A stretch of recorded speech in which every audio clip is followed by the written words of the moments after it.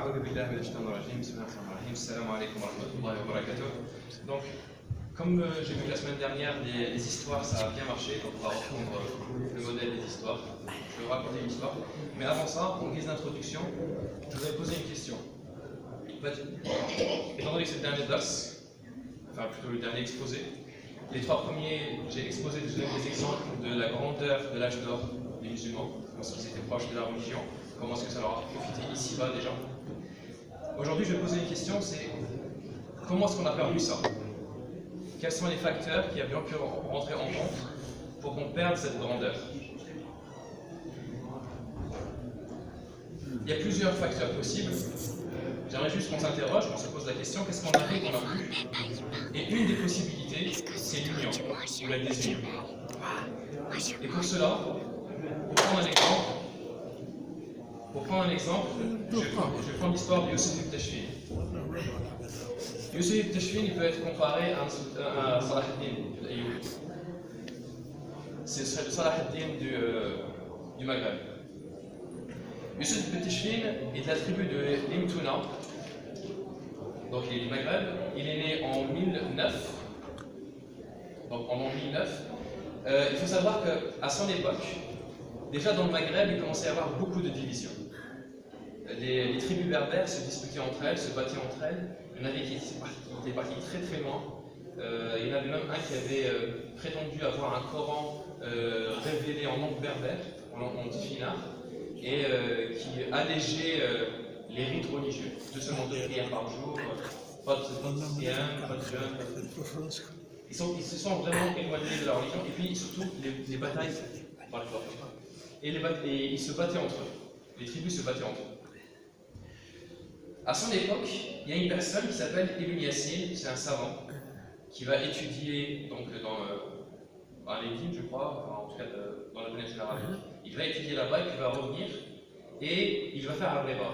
Un rébat, c'est-à-dire s'isoler et garder les frontières. Normalement, le rébat, c'est garder les frontières.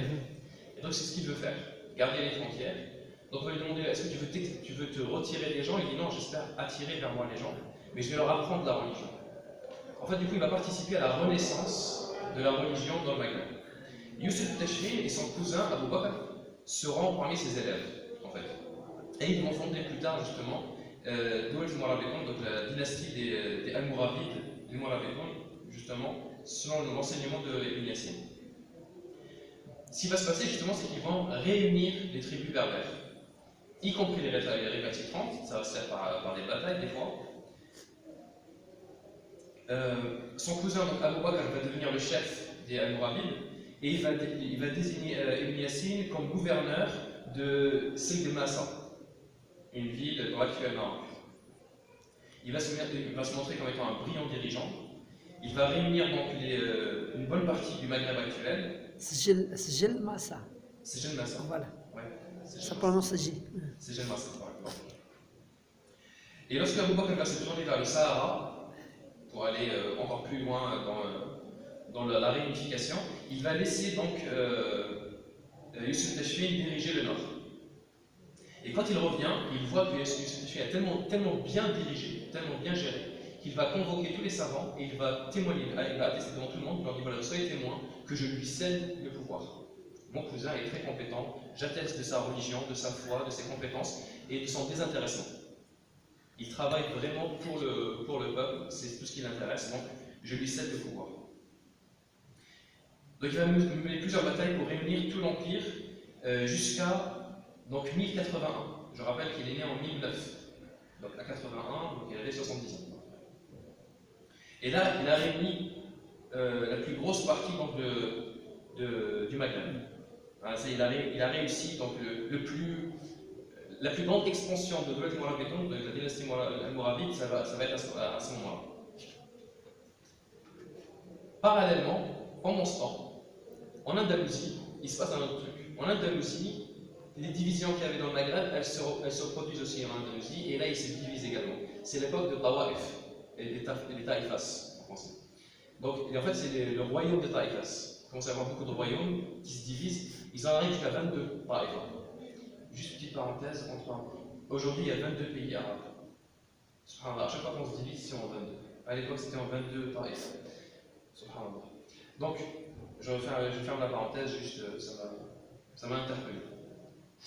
Et donc, du coup, les taïfas, ils se divisent et ils se disputent entre eux. Et ils se battent entre eux. Et pendant ce temps-là, au nord, il y a le roi chrétien Alphonse VI, qui lui, au contraire, il réunit Saragosse, Navarre, etc. Enfin, toutes les puissances espagnoles, il réussit à les réunir. Donc, au moment où le sud de l'Andalousie se divise, les musulmans se divisent, le nord, les chrétiens, eux, se rassemblent. Ils se rassemblent sous la houlette de Alphonse VI. Et Alphonse VI, et son père surtout, il avait déjà commencé le travail, en fait, ils vont tellement humilier les musulmans, parce qu'en fait, ils vont les attaquer, etc., que du coup, les musulmans vont finir par payer un tribut, une jizya. Ils vont payer une jizya annuellement. Comme aujourd'hui. Comme aujourd'hui. 22. C'est pour ça qu'il faut réfléchir. 22. C'est pas pour rien. Il faut vraiment se poser la question. Le plus grand royaume à cette époque-là, parmi les taïfas, c'est celui de Séville.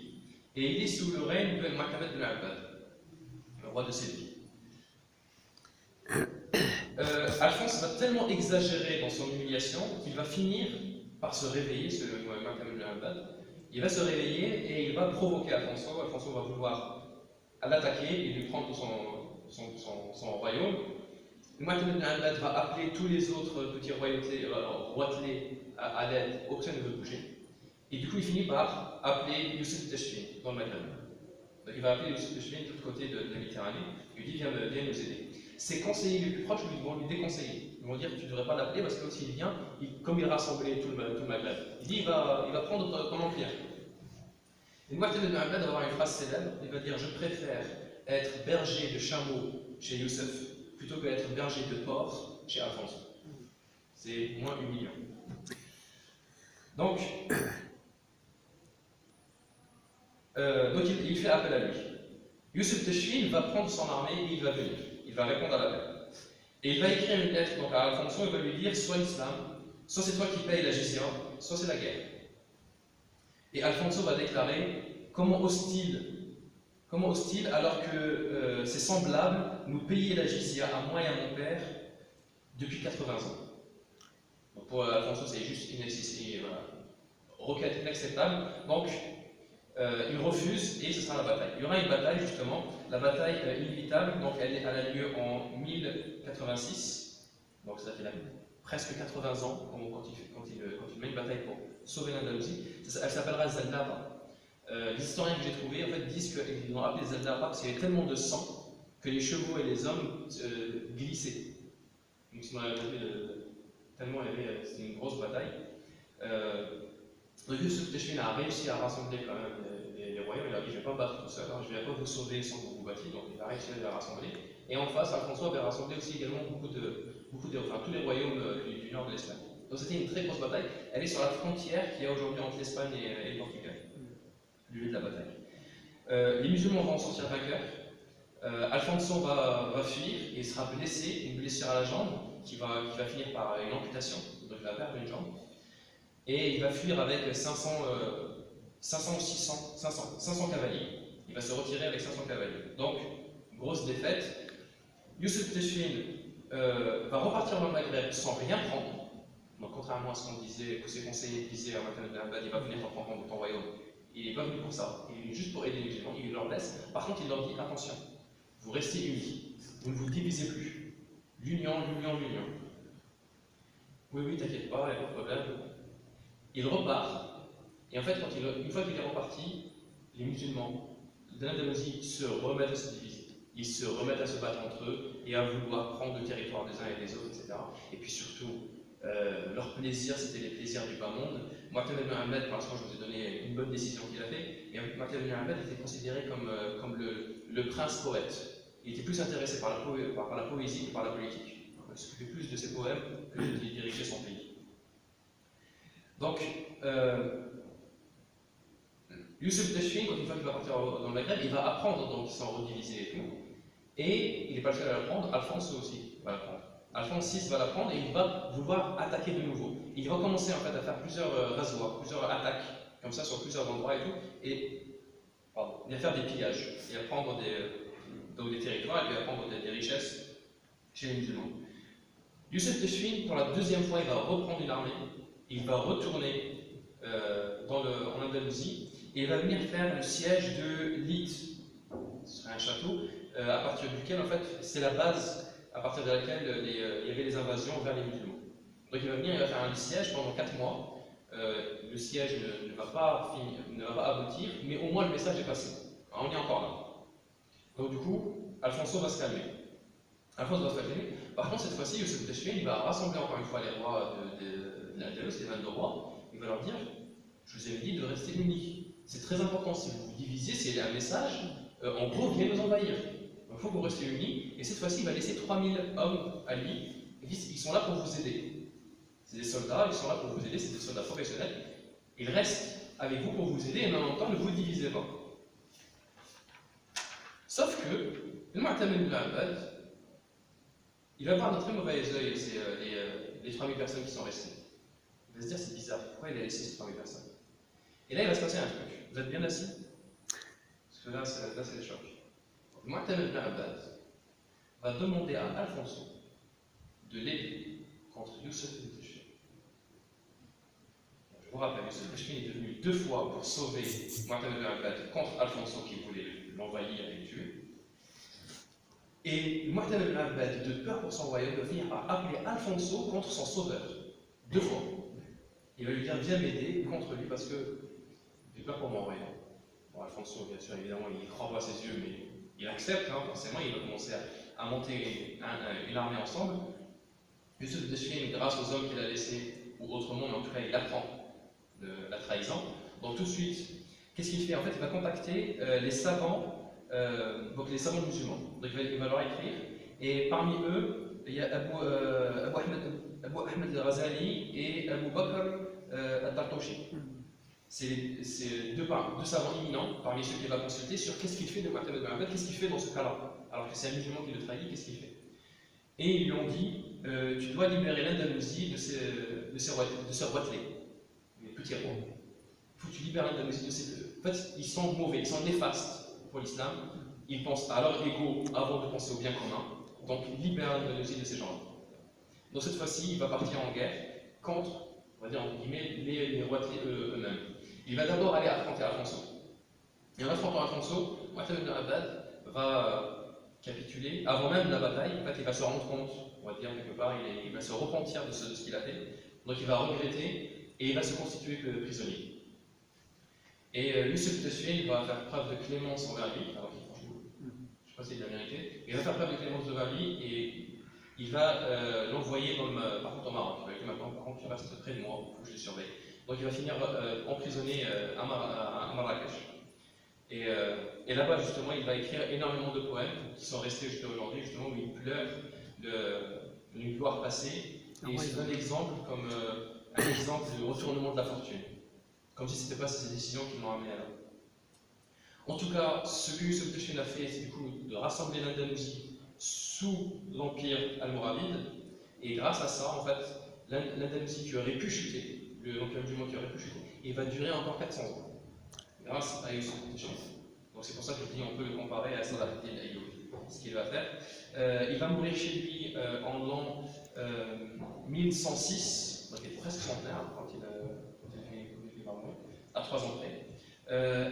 Donc à sa mort, l'empire allait de l'Andalousie au nord jusqu'au Sénégal, au sud. Vous vous souvenez, son cousin, vous voyez qu'il allait plus bas. Et donc de l'océan, et il va avancer jusqu'à la moitié de l'Algérie actuelle. Alger, d'ailleurs, la grande mosquée d'Alger, l'ancienne, celle qui est en construction, la grande mosquée d'Alger, elle s'appelle Youssef Teshfin justement, parce que c'est Youssef Teshfin qui l'a construite. Donc à Alger, nous avons une mosquée de Youssef Teshfin. On va l'interroger plus tard, on va lui dire comment ça se fait, toutes ces batailles que tu as gagnées, que ce soit contre les Berbères ou en Andalousie et tout, d'où te venaient les Hinka, comment ça se fait que tu avais une telle stratégie et tout. Et il va rendre hommage à son épouse, parce que c'est les plans que faisait Zaynab, son épouse qui faisait les plans. Et d'ailleurs, il a une telle admiration pour sa femme, pour ses compétences. À chaque fois qu'il va négocier quelque chose, il l'emmène avec lui, elle négocie pour lui. Quand il s'absente, il la laisse diriger. Elle sera nommée Malika, c'est elle qui va diriger l'empire en son absence. Et en guise de cadeau pour tous ses loyaux services, il va lui demander de dessiner les plans d'une ville, et cette ville-là, en fait, il va la rendre réelle, ce sera la ville de Marrakech. Donc les plans de Marrakech, c'est Zeynep qui les a dessinés. Voilà, je vais juste préciser que ce dernier petit point.